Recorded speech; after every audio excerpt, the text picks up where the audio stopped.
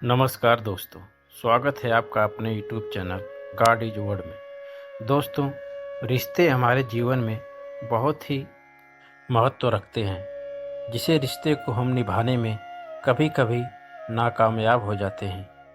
दोस्तों, हमारे शब्दों में ऐसी ताकत होती है जो हमारे रिश्तों को बहुत ही अनमोल बना देते हैं।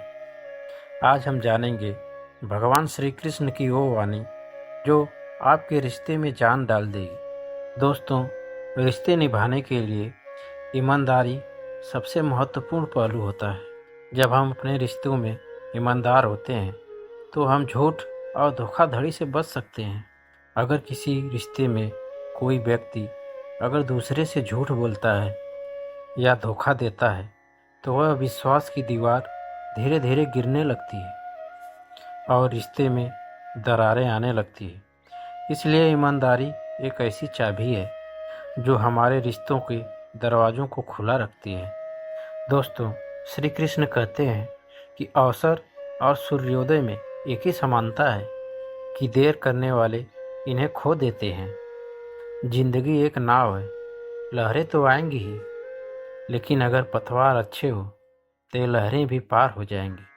कभी टूटते हैं, कभी बिखरते हैं, जो इनसे गुजरते हैं वही तो निखरते हैं।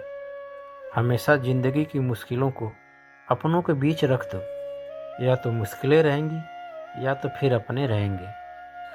अपने रिश्तों में समय दीजिए, क्योंकि रिश्तों में दरार दूर रहने से नहीं आती, रिश्तों में दरार समय ना देने पर आती है। श्री कृष्ण कहते हैं, कभी भी किसी का अपमान मत करना। आप शक्तिशाली हो यह अच्छी बात है, लेकिन वक्त आपसे अधिक शक्तिशाली होता है। यह कभी मत भूल, यह हमेशा याद रखना कि किसी का सरल स्वभाव उसकी कमजोरी नहीं होती, क्योंकि पानी भी सरल होता है लेकिन उसका तेज बहाव बड़े से बड़े चट्टानों को भी तोड़ देता है। श्री कृष्ण कहते हैं कि झूठी कस्में खाने से इंसान तो नहीं मरता, परंतु उसका विश्वास मर जाता है।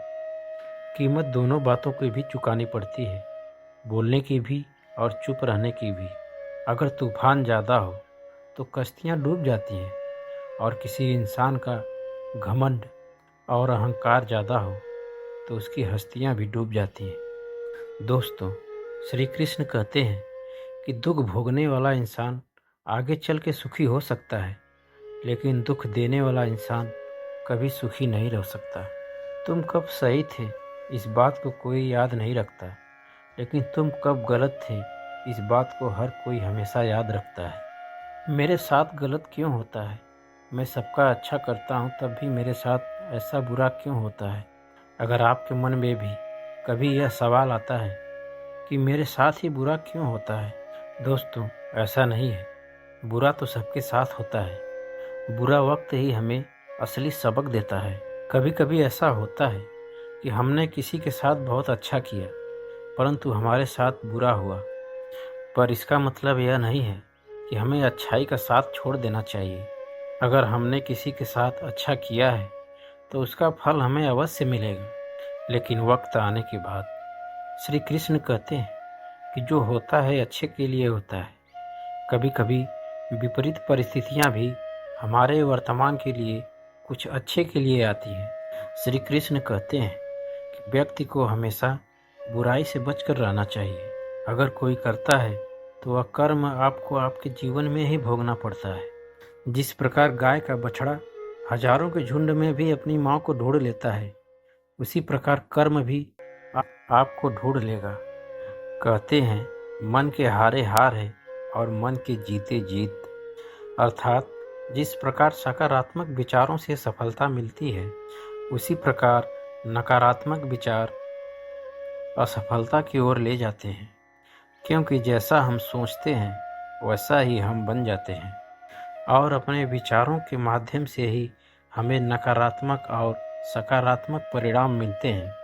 इसलिए हमेशा अपनी सोच को सकारात्मक रखिए, क्योंकि मनुष्य ही एक ऐसा प्राणी है जो कर्म करता है। इसलिए कर्म करना हर मनुष्य का एक धर्म है, और धर्म करने वाला व्यक्ति कर्मवीर कहलाता है। बस आज के वीडियो में इतना ही। जय श्री कृष्ण।